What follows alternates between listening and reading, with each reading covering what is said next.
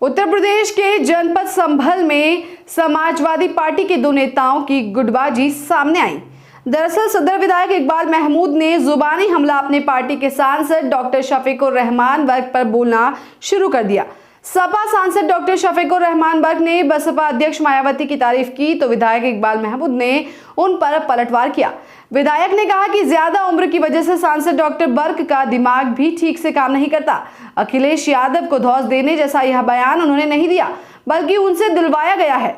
Doctor Barq को अब राजनीति से संन्यास ले लेना चाहिए। डॉक्टर शफीकुर रहमान बर्क ने बयान में कहा था कि मायावती एक शख्सियत है और ओबीसी पर जुल्म और नाइंसाफी को रोकने के लिए उनकी भी जरूरत है। इस बयान पर प्रतिक्रिया देते हुए सपा विधायक इकबाल महमूद ने डॉक्टर बर्क पर निशाना साधा। उन्होंने कहा कि उनकी उम्र 94 साल हो गई है, 2-3 आदमी उन्हें उठाते बैठाते हैं, दिमाग भी उतना काम नहीं करता। अब उन्हें राजनीति से खुद ही संन्यास ले लेना चाहिए। मुसलमान बहुत पिट चुका है, अब और न पिटने दे, यही उनका बहुत बड़ा साथ होगा। कहा कि मायावती की इतनी तारीफ कर रहे हैं तो क्यों भाग गए थे उनको छोड़कर। जिस हालत में पहुंचे हैं वह सपा की वजह से है। यह बयान दिया नहीं है बल्कि दिलवाया गया है। यह बयान अखिलेश यादव को धौंस देने और ब्लैकमेल करने वाली बातें हैं। विधायक इकबाल महमूद ने कहा कि मुसलमान बसपा को नकार चुका है। यह वह लोग हैं जिनकी वजह से मुसलमानों को बहुत नुकसान हुआ है। बसपा हो या AIMIM वाले हो, ये दोनों एक ही तरह के बयान देते हैं जिससे मुसलमानों को नुकसान होता है। फिलहाल इस तरह की बयानबाजी से सीधी तौर पर 2024 का आईना दिखाई देता है, जब संभल में शुरू जंग होती है और जहां अपने ही सांसद और विधायक के बीच गुटबाजी नजर आई और एक दूसरे पर वार किया। राष्ट्रीय अध्यक्ष जी को ब्लैकमेल करने का एक तरीका है।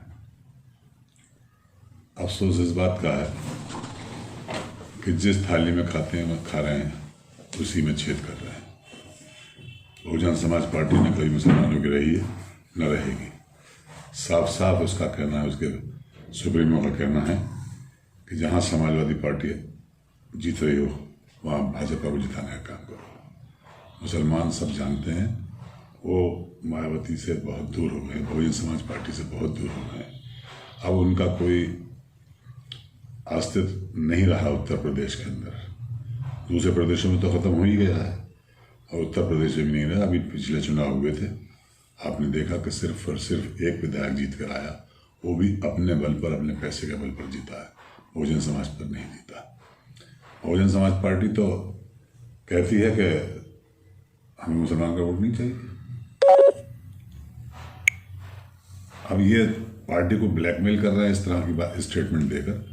इन्हें सोचना चाहिए कि आज जो कुछ भी है, जितनी बार भी MLA या MP रहे हैं, वो सिर्फ और सिर्फ समाजवादी पार्टी के बूते पर ही रहे।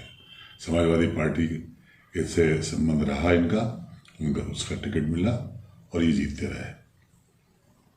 2024 इस बार उनका कोई चांस नहीं है।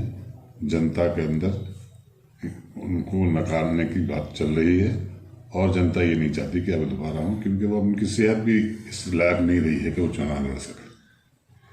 और उनकी समझ और पुरानी जितने भी वो बयान देते हैं वो भी उन्हें कोई पढ़ाता है और वो उसी पढ़े हुए को रटा है वो रिपीट कर देते हैं। उनके अंदर इतनी सकत नहीं रही कि अपने दिमाग से काम करें।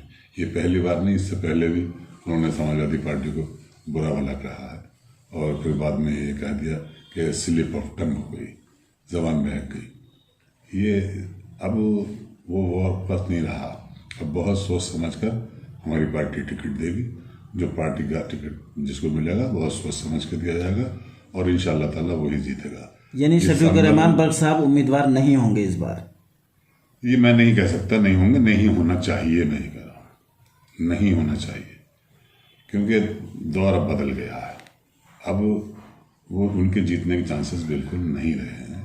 उनके जो वोटर्स हैं उनसे बहुत खिसक गए हैं, अब उनके साथ नहीं है। संभल, आप इसी बात से अंदाज़ा लगा लीजिए कि संभल लोकसभा सीट के संभल विधानसभा सीट ये मुस्लिम बहुल सीट है।